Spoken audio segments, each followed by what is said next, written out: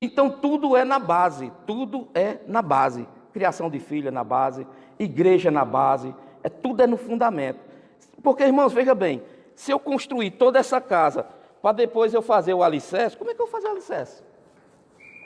Não tem como mais não. Lá em casa, a casa lá não tinha coluna, eu consegui colocar as colunas lá, sapata, foi um sofrimento grande. Porque teve que quebrar a parede, na verdade tinha, mas era mal feita. Teve que trincar toda, cortar toda a parede. Depois a gente teve que cavar com aquele instrumento, acho que é broca o nome. Ficou ruim, porque tinha que ficar meio de banda, né? Não tinha aquela posição firme que aquilo ali precisa ser firme. Deu trabalho para fazer, fez. Mas deu um trabalho terrível. Ainda bem que o terreno era meio encharcado e quando cavava, de repente ia mole lá, né? Mas foi um negócio... Não tem como para a pessoa tentar consertar uma casa que ela já está toda estruturada nesse sentido, deu, né? No meu caso. Mas no caso de você colocar toda a coluna, todo o alicerce, não tem como. Não tem como. Então, muitas das vezes, irmãos, a coisa está desestruturada porque de início ela já começou assim. E a igreja, a gente sabe que a igreja ela foi fundada por Cristo. Foi Cristo que fundou a igreja, né? Então, a igreja ela tem um firme fundamento. A Bíblia diz, ninguém pode pôr outro fundamento além do que já está posto, que é Jesus Cristo. Então, Jesus Cristo é o firme fundamento da igreja. E eu estava dando uma olhada, irmãos, é tão interessante que numa construção, pode ver, vai pedra, vai madeira,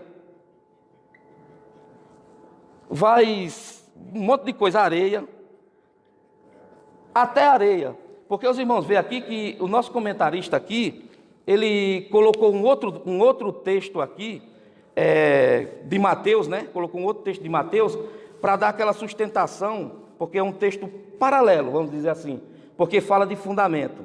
Então ele colocou esse texto, ele fala de duas construções, uma construída sobre uma rocha e outra construída sobre a areia. Mas a areia usa em construção, tem que usar. Agora não tem como você edificar sobre a areia. É como diz aqui, quando correr os ventos, quando correr a chuva, quando vier pronto, derruba. Então, antigamente, irmãos, se construía mesmo, literalmente, em cima de pedra, em cima de uma rocha. Né? Tecnicamente, rocha. Se construía em cima da rocha mesmo. Eu estava na Paraíba lá e me mostraram uma casa, tinha uma pedra grande. A pessoa que construiu, ela não quis tirar a pedra, não dava uma pedra grande. O que foi que ela fez? Ela construiu em cima da pedra. Eu falei, puxa, aí foi bem bíblico esse varão aí, construiu em cima da pedra.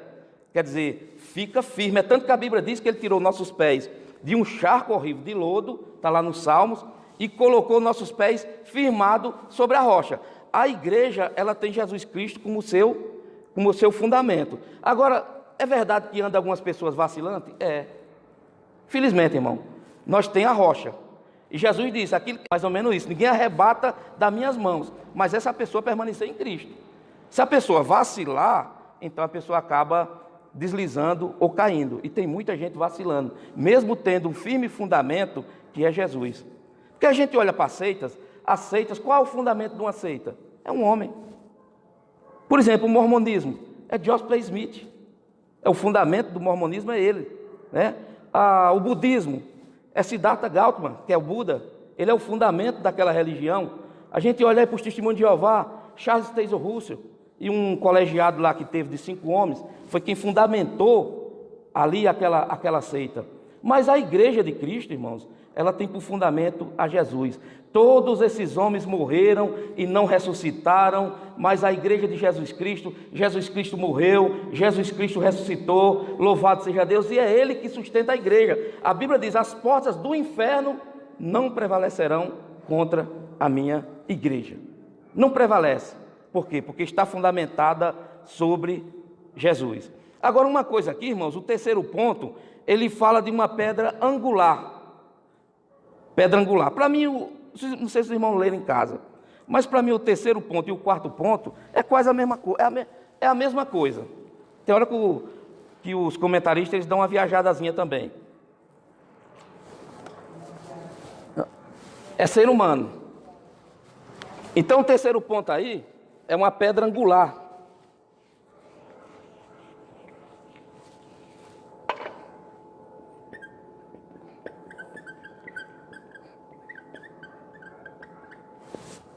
pedra angular, pedra de esquina, pedra rejeitada. Eu acredito que os irmãos já devem ter ouvido muito isso, né? Pedra de esquina, pedra rejeitada, pedra angular. Então essa pedra angular, irmãos, ela era a principal pedra. A principal pedra era a pedra angular. Todas elas faziam parte, era importante para uma construção, porém, como a pedra angular não tinha, ela fazia o alinhamento, ela era uma pedra principal ali para dar união, para dar sustentação, e ele diz aqui, ó, na arquitetura antiga, a construção de um edifício requeria uma pedra angular. Ela é traduzida como pedra mais importante ou pedra principal. Ela era posta no canto do prédio para sustentar o alicerce, firmar e unir toda a estrutura e manter as paredes em linha reta, certa. Hoje em dia nós temos as colunas. E a coluna, irmãos, uma casa sem coluna, como eu já falei aqui, eu coloquei lá em casa, uma casa sem coluna não tem segurança. Tem a coluna, embaixo tem a sapata, e tem toda uma estrutura ali para ter a sustentação, até mesmo para construir para cima. E a pedra angular, naquele período ali, tinha que ter. Se não tivesse a pedra angular, ficava difícil. Agora, uma coisa, irmãos, é muito interessante. É que nem diz lá no Salmo 118, versículo 22, que essa pedra, ela foi rejeitada. Como é que se rejeita uma pedra angular? Não tem como, irmão. É uma metáfora muito interessante, né? Porque a pedra angular é Jesus, e Jesus foi rejeitado pelos judeus. Mas numa construção, uma coisa normal, você pegar uma pedra angular e não querer ela, porque as demais pedras era muito mais fácil de se encontrar, de achar. Agora a pedra angular tem que se procurar de uma forma mais detida, olhando, analisando. Então a Bíblia diz que Jesus é a pedra angular. Vamos ler aí, irmãos, convido os irmãos, Mateus 16 e 18. Eu acho que é 16 e 18, se não for, está próximo. 16 e 18, do Evangelho de Jesus Cristo. Eu também te digo que tu és Pedro, e sobre essa pedra edificarei a minha igreja, e as portas do inferno não prevalecerão contra ela. Aqui existe um trocadilho.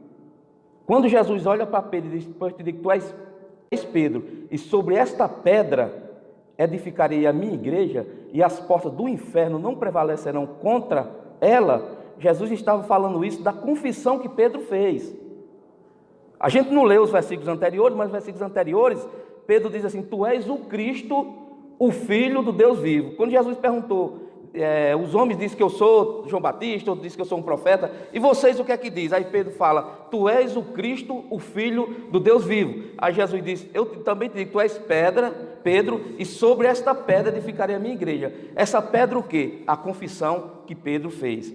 Não é como a igreja católica pensa. A igreja católica pensa que Pedro foi a pedra. Irmãos, pelo amor de Deus, como é que tem condições de um ser humano ser a pedra? Agora existe uma coisa interessante aqui, que eu tenho que ir um pouquinho aqui para o grego, rapidamente, que eu não sou mestre nisso, mas Petros, só lembrando aqui, irmãos, o nome de Pedro era Simão, porém foi Jesus que deu esse apelido, esse cognome, né, de Pedro, por conta do caráter dele, rígido, duro muitas das vezes, não foi? Não foi ele que pegou a espada e cortou a orelha do soldado, por nome de Malco? Ele era meio, né? Como também Tiago e João, Jesus deu um apelido para eles, cognominou, né, vamos dizer assim, de filhos do trovão, por conta também do caráter deles, da rigidez deles, do temperamento deles. Então Petros aqui é Pedro. Pedro, né? Petros, Pedro. E Petras, que é a palavra aí, sobre essa pedra, Petras, é Jesus. Mas você vai me dizer, mas os dois são pedra. Sim, os dois, o nome Pedro é pedra. O nome que foi usado aqui, essa pedra, Petras. Mas e qual é a diferença? A diferença, irmãos, é que um é uma pedra grande. Uma pedra que ninguém pode mexer, ninguém pode arremessar ela. Ninguém pode empurrar. Muito grande e firme. E a diferença do outro? Uma pedra pequena. E você pode pegar ela e jogar com a mão. A diferença está aí. né? O grego tem esses negócios. Falei do português é meio complicado, o grego também, né? Então, Petras aqui, uma pedra grande e firme, que não se pode mexer, que não se pode arremessar ela. E isso é bom entender, irmãos, por quê? Porque eu digo para os irmãos, quando eu era novo convertido, eu tinha dificuldade de entender isso aqui. Eu digo, não, mas eu acho que realmente aqui, Pedro é a pedra da igreja mesmo. Mas não, com o tempo, né, eu fui lendo, os irmãos foram explicando, eu fui participando de escola dominical, como os irmãos estão aí, e a gente foi aprendendo. Mas a Bíblia diz que a gente também é pedra em algum lugar? Diz. Né? Foi o próprio Pedro que disse, vós sois pedras vivas, está escrito. Nosso comentarista até colocou aqui. Então a gente também é pedra, mas a gente é pedrinha pequena, que se atira, né? A gente também faz parte desse edifício, só que o fundamento dele é Jesus Cristo, né? Então, irmãos, é interessante esses dois pontos aí, o terceiro, a pedra angular, e o quarto, Cristo, a pedra principal. Eu disse que para mim é uma coisa só, porque a pedra angular é a pedra principal. Aí ele colocou aqui a pedra principal, mas tudo bem, né? Porque ele colocou aqui o Salmo 118 e 22, que mostra que a pedra foi rejeitada. Rejeitada por quem? Pelos judeus, né? Então temos aí, irmãos, o segundo ponto. O segundo ponto, o fundamento. Esse é o primeiro ponto. Se irmão tem alguma pergunta aí a fazer? Alguma coisa que quer acrescentar aí?